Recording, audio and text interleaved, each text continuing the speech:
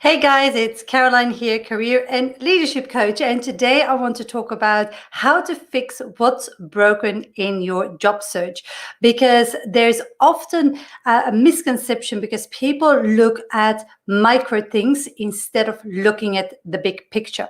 So to give you an example, in this live stream video or audio, if you're listening to my podcast, you will learn like how to fix your problems if you are applying and not getting interviews, or if you are getting interviews but not a job offer, where to actually analyze what is wrong and how to fix it.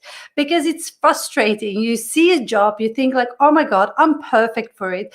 All the work you do in customizing your resume, customizing your cover letter, all the research. The people in my group often spend over 4 hours for one job application.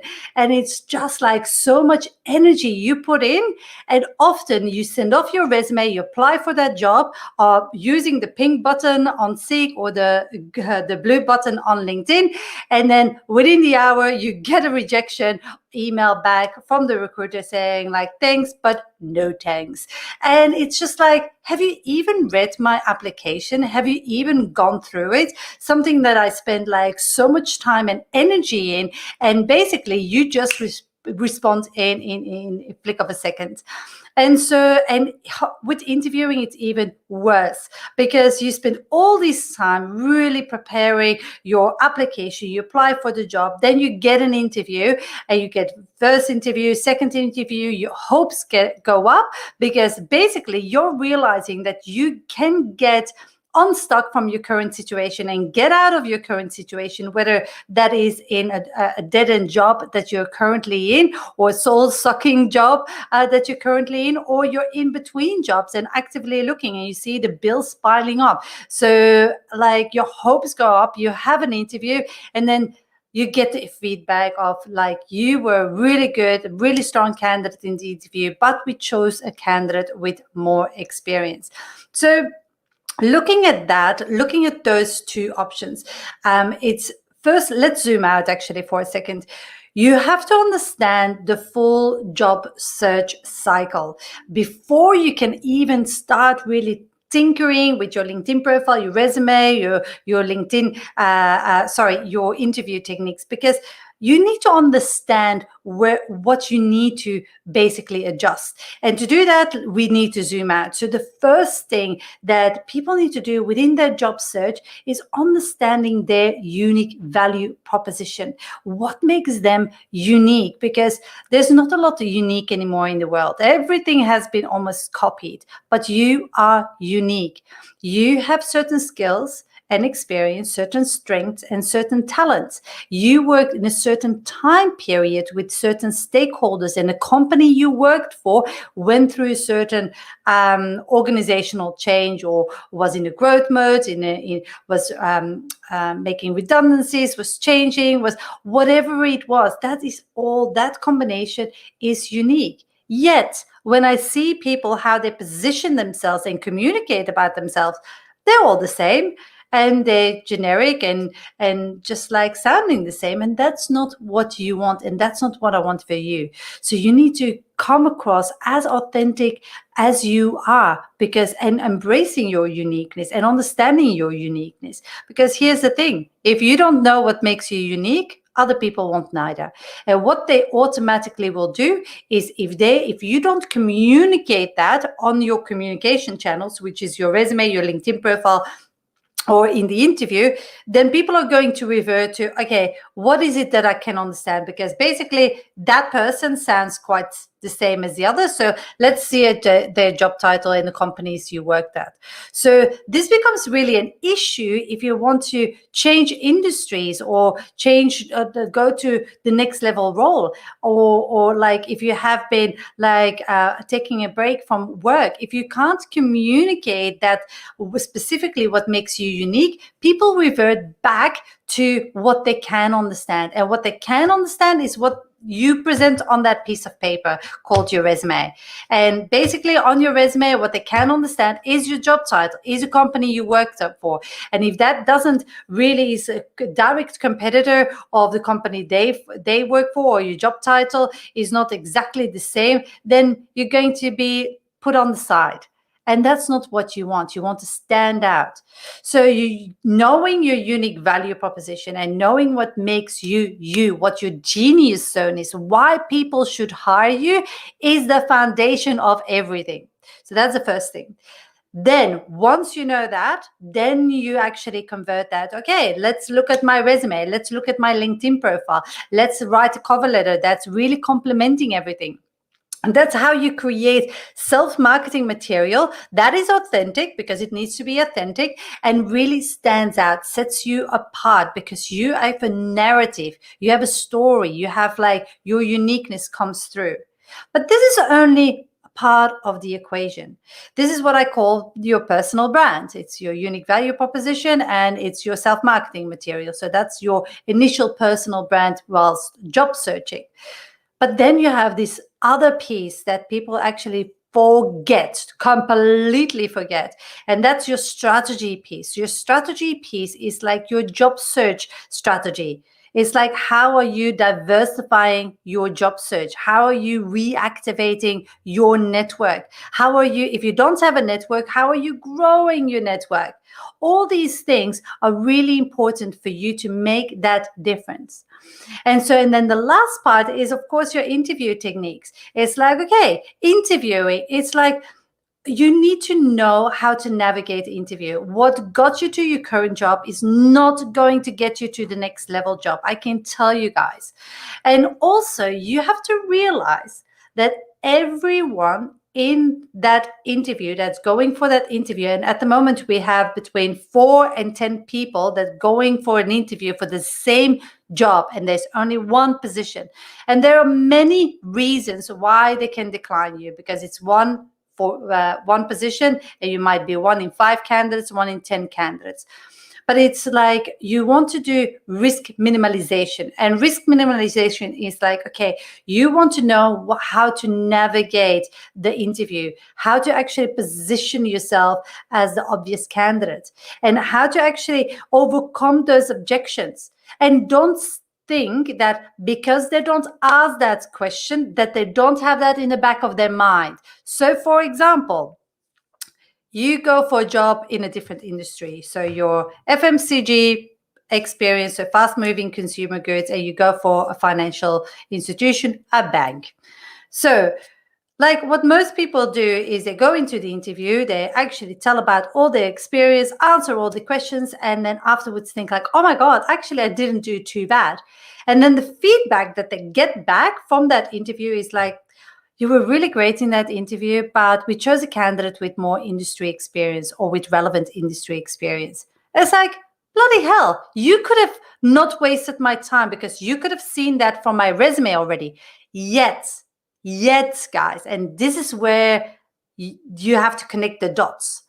Yet they invited you for an interview. So they saw something that they actually wanted to see for the next stage. And so you didn't deliver in terms of, maybe you did, but most of the time you didn't address the elephant in the room. You didn't really handle that objection, because before you go in the interview, you know that's an objection. And objections could be like things like, okay, lack of industry experience, having worked with smaller or bigger budgets, worked with smaller or bigger teams, like you name it, it could be an objection. Having experience overseas, like all these things, you need to be able to take people on the journey. Like interviewing is like storytelling, because what we know in marketing is that storytelling and emotions really sell. And that's basically how you need to present your skills and experience. Now, it's not about ruthless selling. You need to be still authentic, because you don't want to end up in a job that basically you don't want to do. Because this is what I see all the time, or what I have seen all the time through my career, is like people enter in this rat race, like, and it's called the interview process, like, oh, I got an interview, and they put up a performance. So they're so used to just giving the talk that they know the other person would want to hear, and they kind of forget themselves in the process, and it becomes this gap. And then they get the job, they accept the job, and then 3 months in, they think like, oh my God, it's the same shit, but just a different wrapper. And that is something that you need to really work on how can I bring myself to the interview and not get carried away with the process, with the interview process, and just want to be liked. So bringing it back on how to fix what's broken in your job search is, first of all, you need to do an audit. So if you apply for jobs but don't get interviews, there's two things. You need to or look at your resume, which was most people do, and then they think like, okay, my resume doesn't work, let's go for a resume writer. Wrong. Like, resume writers can be really good, and I've worked with a couple through my practice and through my coaching. But what it is that you need to do is first understand what makes you authentic before you go to a resume writer. So there's a step before. So that's basically understanding how the whole picture works together. It could be your resume, but it also could be your job search strategy. So, for example, if you don't fit in the typical mold that they're looking for, then just clicking online on the pink button on Seek and the blue button on LinkedIn isn't the best strategy that's going to get you the job.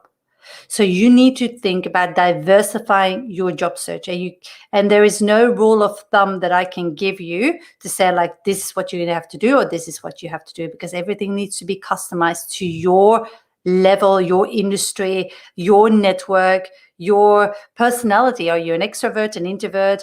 Everything like that comes together.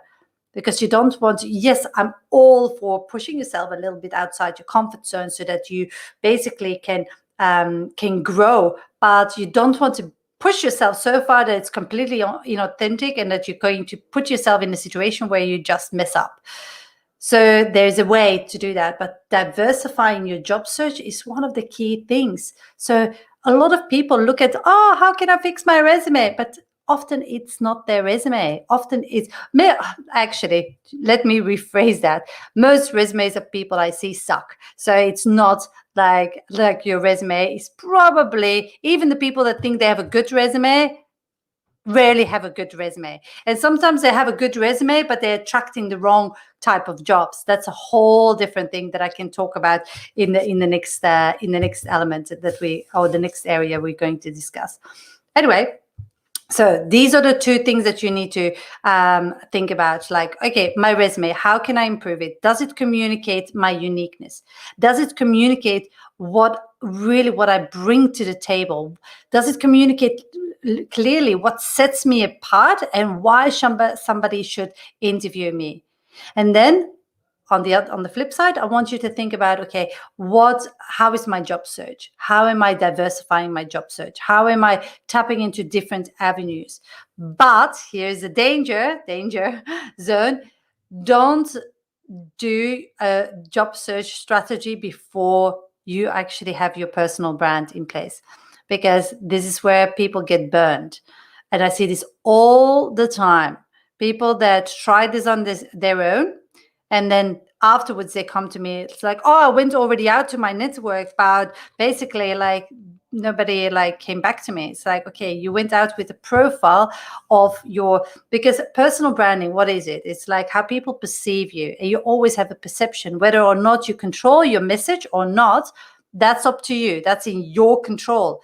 But if you don't control your message, you have a perception. And people see your LinkedIn profile, see your resume, and they have a perception of what you can do. And if that is the wrong perception, if that perception doesn't work, then you just approached your network with something that's not clear. And that's never going to work neither. So you have to be very mindful that you do it in the right order. Anyway, the second part is when you get interviews, but you don't get the job offer. So a couple of things that you need to think about. A is your resume. And you might say, like, I got the interview, Caroline. Why do I still need to think about my resume? The reason you need to think about is like, okay, if your resume is communicating one thing, person A, but person A is not coming to the interview. No, it's somebody else. that they actually, because they were convinced that you were going to get, that they were interested in your profile, but you didn't close a deal. So if you get your first interviews, and this is most of the time only if you get stuck with, at the first interview stage, is that you have a really good profile on paper, but you don't really come across that way in the interview. So there's a mismatch. So you have to make sure there is alignment between who you are in the interview and your resume, that there is, so you can get feedback often like, are you too overqualified? That's often that's a common one. I'm just saying common one. If you get that feedback all the time and you get that after the first interview, that means that you're not representing yourself well enough on your resume to get the job. Or to get a second interview. Let me rephrase that, to get the second interview. So there's a disconnect. So that's why it's so important then to look at your resume again. Yep, there we go again. And your resume, you have to know your unique value proposition. The other part could be, of course, your interview techniques. And your interview techniques start with your unique value proposition. You see how it all connects together, and people try to just rip it apart and just focus on one area, and you can't. It's an ecosystem almost, like one part doesn't work without the other part. So your unique value proposition will come through in the way you actually communicate in an interview. So in my program, I take my clients through really that process, really first getting clear on their unique value proposition, what makes them, what sets them apart, why should we hire you? And then we actually communicate that in their resume. And so that process, because the resume is not like, for me, like a bunch of words on paper, it's a representation of the self-awareness process that you have done, the awareness that what you have about what you're capable of and what you're not, your strengths, what your achievements are. And so many people take for granted their own skills that they kind of like undersell themselves in the interview. And that the fact that they undersell themselves is because they're not aware of all the details. And that's why it's so important to go back to basics to actually get an understanding of all of that. So that's about knowing in the interview, knowing how to really position yourself and sell yourself. And also, like, secondly, like, what I want you guys to do is think about every single time you have an interview, what are the objections, and write them down on a piece of paper.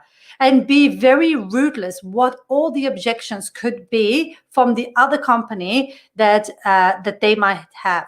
Because like I said, in the back of their mind, they will have those objections, or maybe not all of them, they will have certain objections. So you need to strategically be able to place them and seed them through your interview. So this is all part of how you navigate the interview process. It's like by understanding the psychology behind an interview, behind the interview, and understanding how to actually, instead of having a one-way conversation, an engaging conversation that's relevant and that helps you in positioning yourself as an obvious candidate. So there's all these things like interviewing. I say this all the time to my group, and I must sound like a broken record, but interviewing is a skill you can learn. And the only way you learn something is by practice. You don't learn to ride a bike by reading a book about it or watching a YouTube video. So it's with interview skills the same. It's not because you write them all out, all your answers in the perfect structure of an interview, that you can actually are able to deliver that content. It really takes practice, and that's why it's gold. We have weekly interview training where we really rehearse the questions time and time again, and people get real feedback. Like, when is the last time that you got real feedback? No bullshit, straightforward feedback from anyone. And so that is invaluable in terms if you want to learn, because it's safer to mess up in that environment than to mess up an interview for a job that you really, really, really want. So it's really, really important that you understand, okay, how to navigate the interview, the psychology behind it, what the objections are, how you can overcome those objections if asked, and how you can insert them in the interview. And then lastly, what's important for the interview is also like the last questions you ask them. So, like at the end of the interview, people ask you like, oh, hey, Sarah, do you have any questions for me? Michael, do you have any questions for me? It's like you need to use that time to strategically position yourself. So you have two types of questions here that I talk to my clients about. So you have information gathering questions, and information gathering questions are awesome. But what you do is just getting information. An example of an information gathering question could be like, can you tell me about the team structure a little bit? Oh, yeah, we have 5 people in the team and this is the structure. And you will say, oh, yeah, okay, perfect. That's an information gathering question. What you want to do is actually ask a strategic question. Now, what is a strategic question? A strategic question is like where you ask a question, they give you an answer, and based on that answer, you can confirm that you have done the same at this company, and you ask another question. So what you want to do is like at the end of the interview, give them like positive feelings about, okay, this is my biggest problem, my biggest pain point, and this person can solve it. Because that's basically what you want to achieve in the interview. You want to go out with a lasting impression. You can see the difference, Ho, between information gathering questions and questions where you can actually almost amplify your application or your interview. And that's basically what you want to do. Now, I hope this mini training, gave you insights about, okay, don't look at job searching as just like, oh, it's your resume, it's the interview techniques. Look at it holistically about what it is that are all the cogs of the machine, and that you understand all the facets, the pieces of the puzzle, and that you look at it holistically, because it's not one part. Believe me, it's not your resume, it's not your LinkedIn profile, it's not your interview techniques. These can all be part of the problem, but the deeper problem is like not understanding you and your unique value proposition. And once you get clear on that, everything will work out, because that's the theme, that's the narrative that you're going to put in place. Hope that makes sense. If we are not connected yet on LinkedIn and you came randomly across this video, please connect with me on LinkedIn. I'm all about connecting with people that I don't know so I can reach my message and spread my message with more people.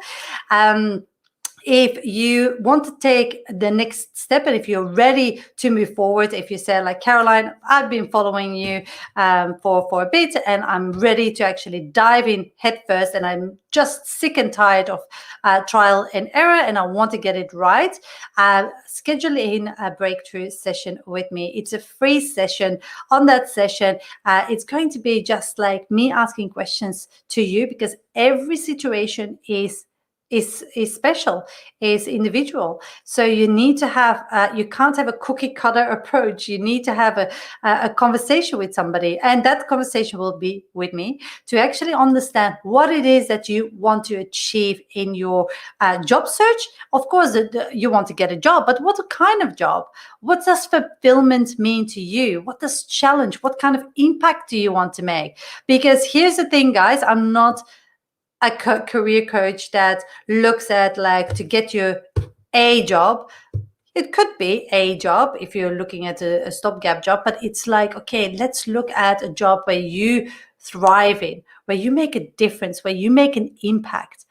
And then basically, once we understand where you want to be, what's holding you back, and if I can help you, I will tell you what working together would look like.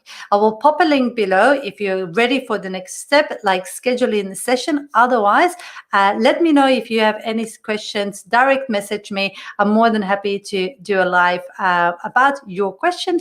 And otherwise, I will see you in the next video. Thank you. See you soon. Bye.